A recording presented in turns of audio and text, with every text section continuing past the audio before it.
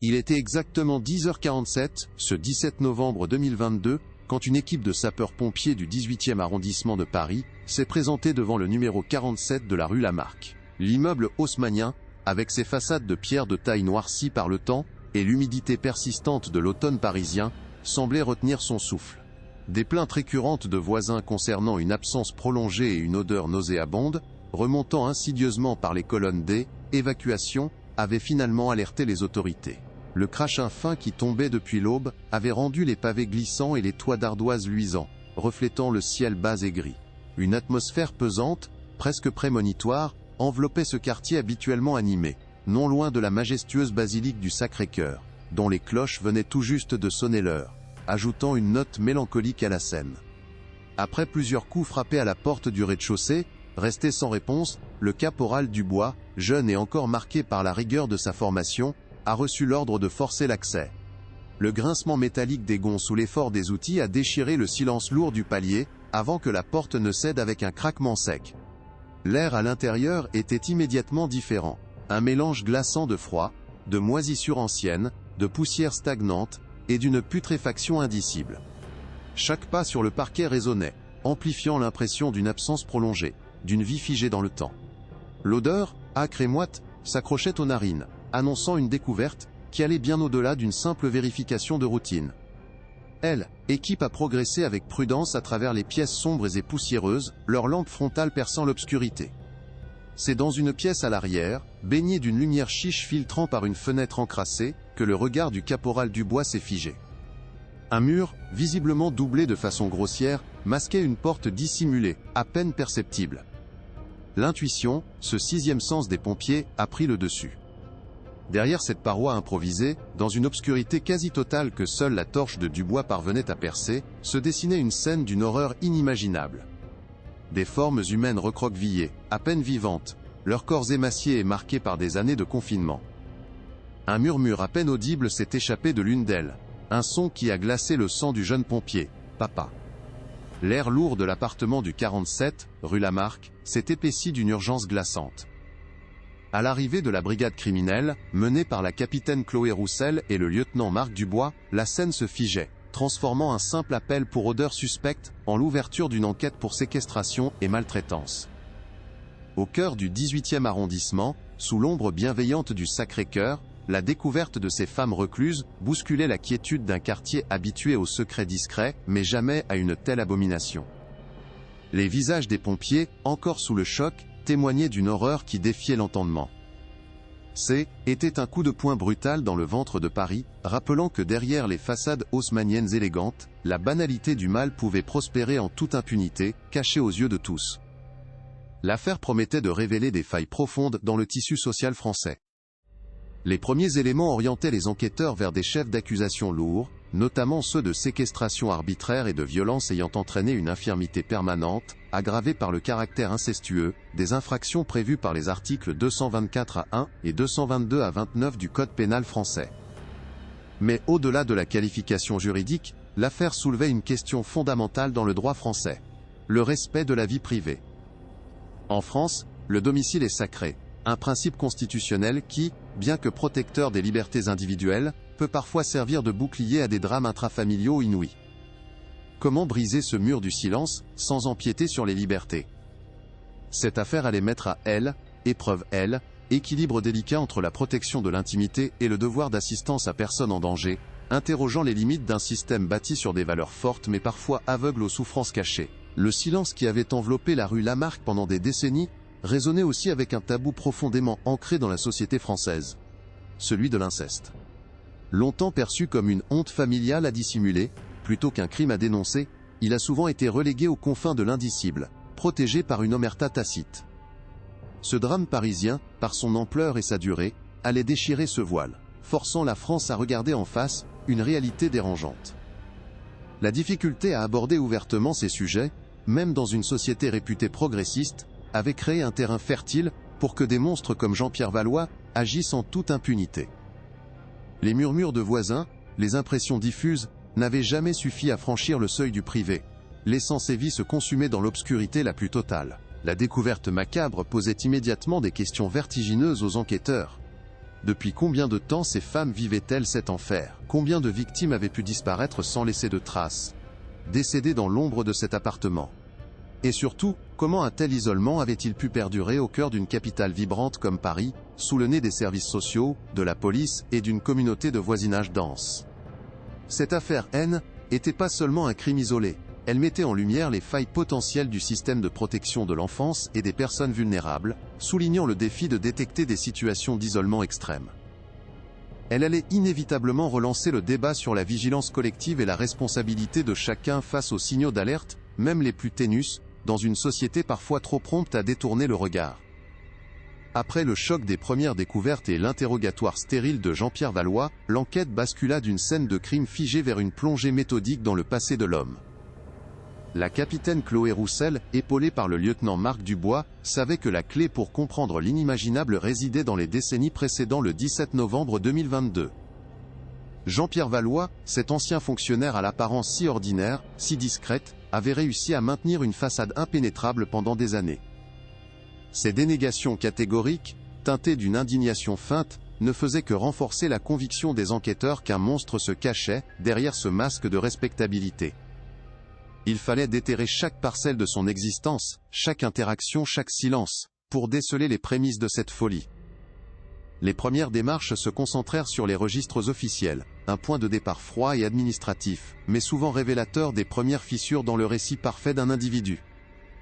Les registres D, état civil, minutieusement épluchés par une équipe dédiée, révélèrent rapidement des anomalies troublantes.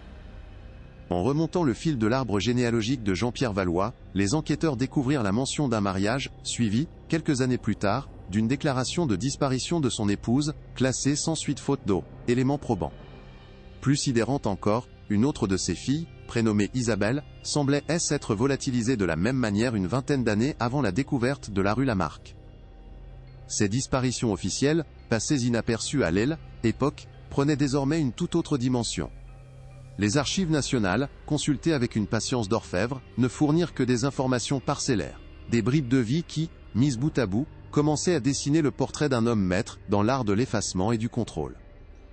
Chaque document, chaque acte de naissance ou de décès manquant, était un trou noir dans l'histoire des Valois, potentiellement rempli d'horreurs indicibles. L'enquête S étendit alors au-delà des boulevards parisiens, mobilisant les brigades de gendarmerie locales dans la région d'origine de Jean-Pierre Valois, une petite commune de l'Eure. Là, le lieutenant Dubois et un gendarme local, l'adjudant Moreau, entreprirent de sonder la mémoire collective, interrogeant d'anciens voisins, des camarades des écoles lointains, des connaissances oubliées. La tâche était ardue, le temps avait estompé les souvenirs, et la discrétion rurale, parfois synonyme d'une omerta tacite face aux affaires de famille, compliquait la tâche. Peu de gens se souvenaient de Valois, si ce n'est comme un enfant sage mais étrange, puis un jeune homme réservé, qui avait rapidement quitté la campagne pour la capitale. Néanmoins quelques bribes émergèrent, une mère effacée, un père autoritaire, et une famille qui selon certains, avait toujours cultivé le secret. Ces témoignages, bien que fragmentaires, suggéraient que l'isolement N n'était pas une nouveauté pour les Valois. De retour dans le 18e arrondissement, l'équipe de la capitaine Roussel se concentra sur les témoins plus proches, les voisins de la rue Lamarck et les anciens collègues de Jean-Pierre Valois, au ministère des Finances. Madame Leroy, la voisine du dessus, déjà alertée par l'odeur, fut réinterrogée. Ses souvenirs, d'abord flous, se précisèrent, des bruits étranges la nuit, une impression constante que les volets de l'appartement de Valois étaient toujours clos, même en plein jour. D'autres locataires évoquaient un homme, poli mais distant, qui ne laissait jamais entrer personne. Ses collègues, eux, le décrivaient comme méticuleux, ponctuel, un fonctionnaire sans histoire, dont la vie privée restait un mystère absolu. Personne n'avait jamais soupçonné l'horreur dissimulée derrière cette façade d'une banalité exemplaire.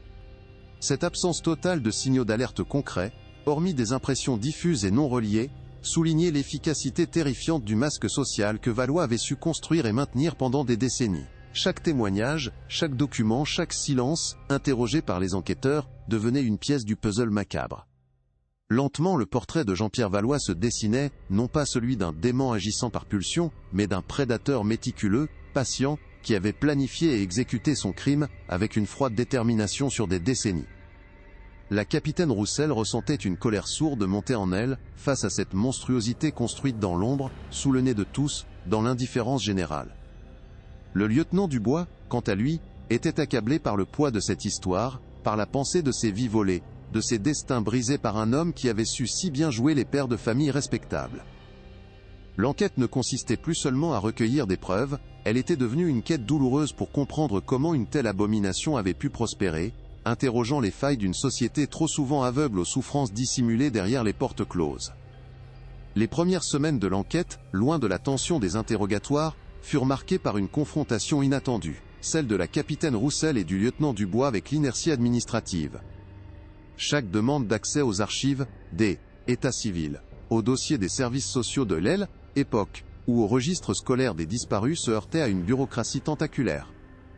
Les informations, dispersées entre plusieurs administrations, étaient protégées par des lois strictes sur la vie privée et le secret professionnel, véritable forteresse légale. Obtenir le moindre document nécessitait des autorisations multiples, des justificatifs détaillés, et des délais qui, étiraient, ralentissant considérablement la progression. Le système, conçu pour protéger les libertés individuelles, devenait paradoxalement un obstacle majeur à la révélation d'un crime qui avait justement annihilé toute liberté. Roussel et Dubois comprenaient que Valois avait prospéré dans ces interstices, ces zones d'ombre où État peinait à s'immiscer sans mandat précis. La résistance ne venait pas seulement des archives poussiéreuses. Elle émanait aussi des structures plus contemporaines, des services parfois débordés ou compartimentés. Les brigades de gendarmerie de l'heure, bien que coopératives, devaient jongler avec leurs propres priorités et des ressources limitées pour exhumer des témoignages vieux de 50 ans. Les services de protection de l'enfance, pourtant alertés par des voisins discrets au fil des décennies, n'avaient jamais pu intervenir faute de preuves irréfutables ou d'un mandat suffisant pour franchir le seuil sacré du domicile. Les anciens rapports de police, concernant la disparition de Lambiaté, épouse de Valois et de sa fille Isabelle, autrefois classée sans suite, étaient noyés dans des bases de données hétérogènes, rendant leur recoupement laborieux. L'absence de traçabilité numérique à Époque et le manque de coordination interservices se révélaient être des failles béantes, exploitées par un homme qui avait méticuleusement planifié son isolement, échappant à toutes les mailles du filet social et judiciaire. Cette confrontation avec la machinerie étatique générait une frustration palpable au sein de l'équipe. Pour Chloé Roussel, chaque jour passé à attendre une réponse administrative était un jour de plus, où l'horreur des faits restait incomplète, où les survivantes ne pouvaient pas encore pleinement comprendre ou témoigner de leur calvaire. Le lieutenant Dubois, habituellement optimiste, sentait le poids de cette inertie. Il savait que Jean-Pierre Valois avait compté sur cette opacité, sur cette difficulté inhérente au système, à détecter ce qui se passait derrière les portes closes. Ils durent redoubler d'ingéniosité, mobiliser toutes leurs relations, utiliser des requêtes spécifiques pour contourner les obstacles, sans jamais enfreindre la loi. L'enquête se transformait en une course de fond contre le temps et les procédures, une bataille silencieuse pour arracher des informations cruciales, qui permettraient de reconstruire la chronologie de l'indicible, et, enfin, de rendre justice à ces femmes oubliées. La complexité inouïe de l'affaire Valois, étalant sur des décennies et touchant à des tabous profonds, a rapidement rendu nécessaire l'apport d'expertises externes. Au-delà des preuves matérielles et des témoignages fragmentés, il fallait comprendre le mécanisme d'une telle emprise et son enracinement dans le tissu social français. La capitaine Roussel et le lieutenant Dubois ont donc sollicité une approche pluridisciplinaire, faisant appel à des psychologues spécialisés dans les traumatismes complexes et la victimologie, des sociologues étudiant les phénomènes d'isolement et de déviance intrafamiliale, ainsi qu'à des experts en histoire urbaine, pour analyser les modifications structurelles de l'appartement haussmannien. Chacun de ces regards extérieurs, apportant une grille de lecture différente, était essentiel pour dénouer l'écheveau de cette horreur, et comprendre comment Jean-Pierre Valois avait pu ériger une forteresse de silence au cœur de Paris. Le profilage psychologique de Jean-Pierre Valois est devenu une pièce maîtresse de cette phase d'investigation. Le docteur Sylvie Moreau, déjà en charge de l'accompagnement des victimes, a collaboré avec des confrères pour approfondir l'analyse de la personnalité du bourreau. Il se dessinait le portrait d'un manipulateur narcissique d'une rare froideur, doté d'une capacité hors norme à compartimenter sa vie et à projeter une image de respectabilité inébranlable. Ses dénégations initiales, son indignation feinte face aux accusations, étaient les manifestations classiques d'un individu persuadé de son bon droit, incapable d'empathie, et pour qui les autres haines étaient que des objets destinés à satisfaire ses pulsions. Cette compréhension de sa psyché était cruciale pour anticiper sa stratégie de défense, et pour décrypter les mécanismes d'assujettissement qu'il avait mis en place, véritable prison mentale, au-delà des murs physiques. Parallèlement, des sociologues et des historiens du fait divers se sont penchés sur le contexte sociétal de l'Aile, époque où les crimes de Valois ont débuté. Comment un tel isolement avait-il pu perdurer sans alerter ? Les recherches ont mis en lumière la discrétion à la française, un principe culturel où le respect de la vie privée peut parfois se muer en une omerta tacite face aux drames familiaux, surtout dans les quartiers où le bien paraître est de mise. L. Évolution de la vigilance de voisinage, la confiance dans les institutions et la difficulté à signaler des faits sans preuves irréfutables étaient des facteurs aggravants. Les experts ont souligné que dans les décennies précédentes, la notion d'inceste était souvent reléguée au rang de honte à cacher plutôt que de crime à dénoncer, créant un terrain fertile pour des prédateurs comme Valois qui excellaient à exploiter ces failles culturelles. L'ampleur de l'affaire a également attiré l'attention des journalistes d'investigation, dont le rôle s'est avéré complémentaire à celui de la police. Des équipes de grands quotidiens et de chaînes de télévision ont lancé leurs propres enquêtes parallèles, sondant les archives publiques, interviewant d'anciens voisins de Valois, des connaissances lointaines, et des experts indépendants. Leur travail a permis de mettre en lumière des éléments qui, bien que non directement exploitables au plan judiciaire, ont nourri la compréhension globale du dossier. Ils ont soulevé des questions pertinentes sur les défaillances des services sociaux ou de la police dans les cas de disparitions anciennes ou de signalements faibles, contribuant à une prise de conscience collective et exerçant une pression médiatique salutaire pour que toutes les pistes soient explorées et que la vérité éclate au grand jour. L'agrégation de ces différentes perspectives, l'analyse psychologique du bourreau, le décryptage des dynamiques familiales, éclairage sociologique sur les tabous, et l'investigation journalistique des failles systémiques, a offert à Chloé Roussel et Marc Dubois une vision panoramique et profondément humaine du drame. Au-delà des faits bruts, ils ont pu saisir l'ampleur de la manipulation, la profondeur des souffrances, et les mécanismes qui avaient permis à l'horreur de prospérer dans l'ombre.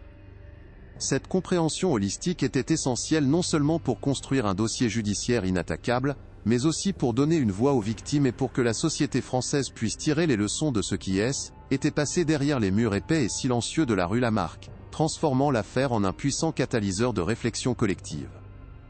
Tandis que les expertises externes affinaient la compréhension du drame, le lieutenant Marc Dubois, toujours hanté par le écho du murmure des victimes, ne pouvait se résoudre à considérer l'appartement comme une simple scène de crime figée. Il ressentait une impulsion irrépressible de fouiller au-delà des évidences. Des semaines après l'intervention, alors que les architectes étudiaient les modifications structurelles, Marc se trouvait seul dans la chambre où les femmes avaient été confinées. Ses doigts glissèrent le long d'une plainte décollée, sentant un espace vide inattendu derrière le mur dissimulé. Avec une pince délicate, il retira un morceau de bois vermoulu, révélant une petite cavité sombre. À l'intérieur, enveloppé dans un vieux tissu jauni, reposait un carnet à la couverture de cuir fatigué, ses pages noircies par le temps. Ce n'était pas un simple objet oublié, mais une voix du passé, prête à se libérer, capable de briser le mur de silence érigé par Valois, et d'apporter des réponses cruciales. Le carnet, fragile, s'ouvrit sur une écriture fine et tremblante, celle d'une femme. Ce n'était pas la main de Jean-Pierre Valois, mais celle de son épouse, Évelyne, disparue des registres des décennies plus tôt. Les premières pages décrivaient une vie de jeune mariée pleine d'espoir, mais la lumière s'assombrissait rapidement. Évelyne y consignait le contrôle grandissant de son mari, l'isolement progressif de la famille, puis l'indicible, la peur, les premiers abus, l'enfermement. Elle y décrivait la naissance des enfants, leur destin scellé, et les tentatives désespérées de résister. Chaque ligne était un cri silencieux, un témoignage brut de l'horreur vécue, une chronologie glaçante de la déchéance d'une famille transformée en prison. Le lieutenant Dubois lisait, le souffle coupé, conscient de tenir entre ses mains la preuve la plus accablante. Le carnet d'Évelyne Valois, aussitôt confié à la capitaine Roussel, devint la pièce maîtresse manquante du puzzle. Il ne se contentait pas de corroborer les témoignages fragmentés des survivantes, Marie et Sophie. Il offrait une profondeur historique à l'affaire, une chronologie précise des événements, depuis les prémices de l'emprise, jusqu'aux premières séquestrations. Les noms des enfants disparus, dont Isabelle, y étaient mentionnés, transformant de simples mentions administratives en destin tragique. Pour la première fois, la police disposait d'un récit interne, non altéré par le traumatisme. Ce journal intime brisait non seulement la défense de Jean-Pierre Valois, mais il éclairait aussi les mécanismes psychologiques de son emprise, prouvant une préméditation glaçante. La colère de Roussel se mêlait à une détermination renouvelée. Ce document était la voix des absentes, celle qui mènerait enfin à la pleine vérité. Le secret des murs de Paris s'est rapidement imposé comme un titre national. Le choc initial cédant la place à une vague d'horreur collective et d'incrédulité à travers la France. Les grands médias, du astérisque Monde astérisque à astérisque TF1 astérisque, ont consacré une couverture extensive aux recluses de la rue Lamarck, comme l'affaire fut rapidement surnommée. L'opinion publique oscillait entre la stupeur et une colère sourde, se demandant comment une telle barbarie avait pu se dérouler impunément, pendant des décennies, au cœur même de la capitale. Les réseaux sociaux s'embrasaient, des groupes de discussion se formaient, exigeant des réponses et une justice implacable. Cette affaire, d'une ampleur sans précédent, brisait le vernis de la discrétion parisienne, révélant des abysses insoupçonnés derrière les façades haussmanniennes, et forçant chacun à s'interroger sur la fragilité des apparences et la cruauté humaine. Les journalistes d'investigation, flairant l'ampleur du scandale, ne tardèrent pas à lancer leurs propres enquêtes parallèles. Des équipes du astérisque Figaro astérisque et de astérisque Libération, entre autres, épluchèrent les archives, interviewèrent d'anciens voisins de Valois dans l'Eure, et tentèrent de retracer le parcours de sa première épouse et de sa fille Isabelle. Leurs articles, souvent crus, révélèrent des témoignages de Locke qui, bien que fragmentaires, prenaient désormais tout leur sens. Une famille étrange.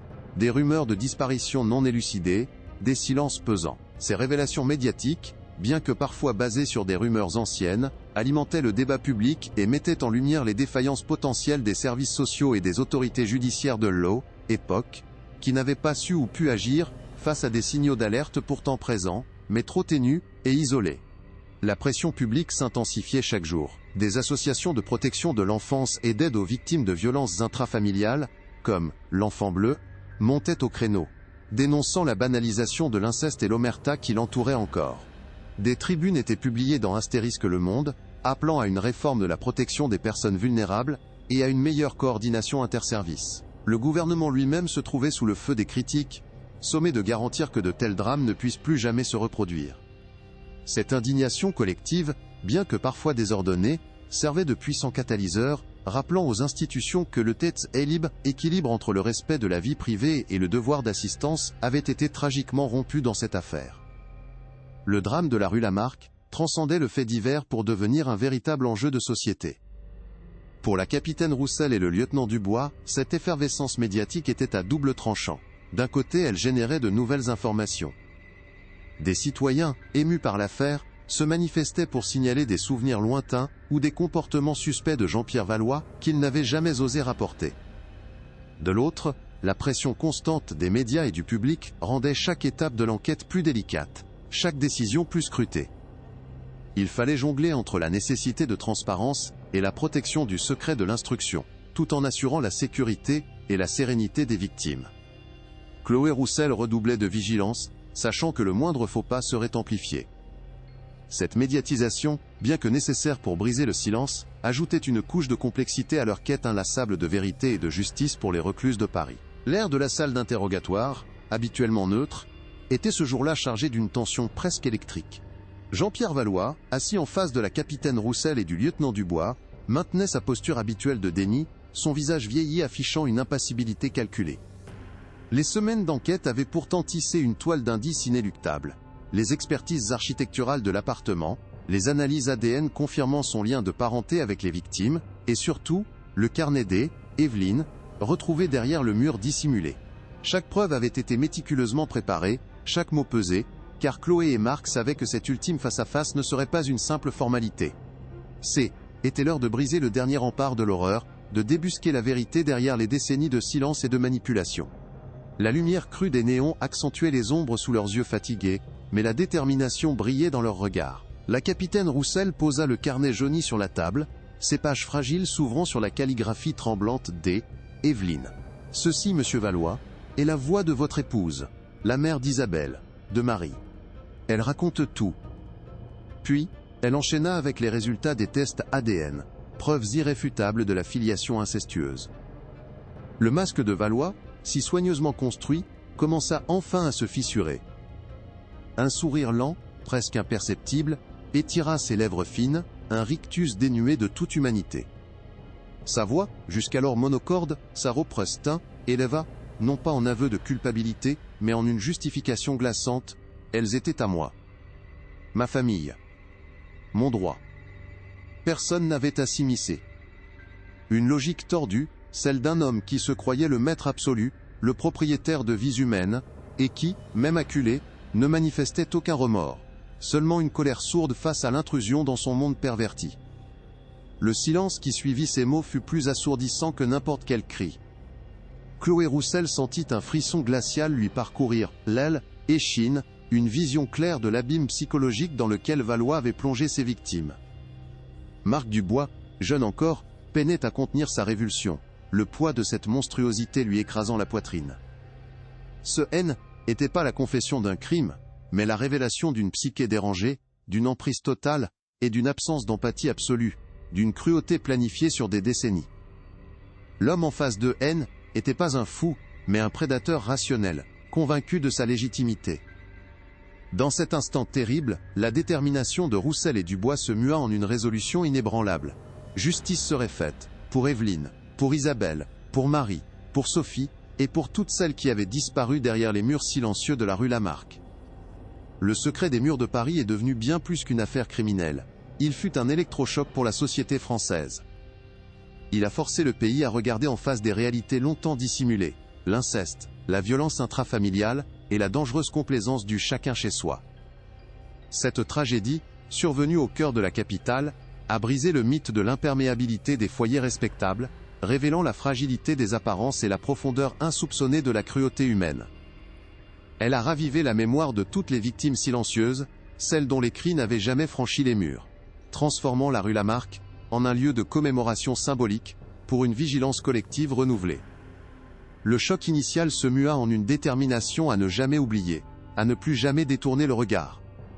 La sentence de Jean-Pierre Valois, une réclusion criminelle à perpétuité assortie d'une longue période de sûreté, a marqué la reconnaissance de la justice française face à l'indicible. Mais au-delà de la sanction individuelle, l'affaire a provoqué une introspection profonde des institutions. Des réformes ont été envisagées pour renforcer les dispositifs de signalement et de coordination entre les services sociaux, la police et le système judiciaire, notamment en matière de protection de l'enfance et des personnes vulnérables. Le débat sur OAL, équilibre délicat entre le respect de la vie privée et le devoir d'assistance à personne en danger, s'est intensifié, menant à une réévaluation des protocoles d'intervention. L'objectif, que les signaux faibles, autrefois ignorés, soient désormais des appels à l'action, afin qu'aucun autre drame ne puisse prospérer dans l'ombre du silence. Pour Marie et Sophie, et toutes celles dont les noms resteront à jamais gravés dans le carnet d'eau, Evelyne, le chemin vers la reconstruction sera long et semé d'embûches. Soutenues par le docteur Moreau et des associations dédiées, elles entament un lent processus de réappropriation de leur humanité, un témoignage poignant de la résilience de l'esprit humain. Leur histoire est un rappel que derrière chaque porte, l'invisible peut recéler l'impensable. C'est un appel à la vigilance collective, à la bienveillance et au courage de briser le silence. Si cette plongée dans l'horreur des recluses de Paris vous a tenu en haleine, si elle a éveillé en vous l'envie de comprendre les failles de notre société, astérisque, abonnez-vous à notre chaîne, laissez un j'aime, et découvrez notre prochaine enquête, tout aussi captivante. Astérisque,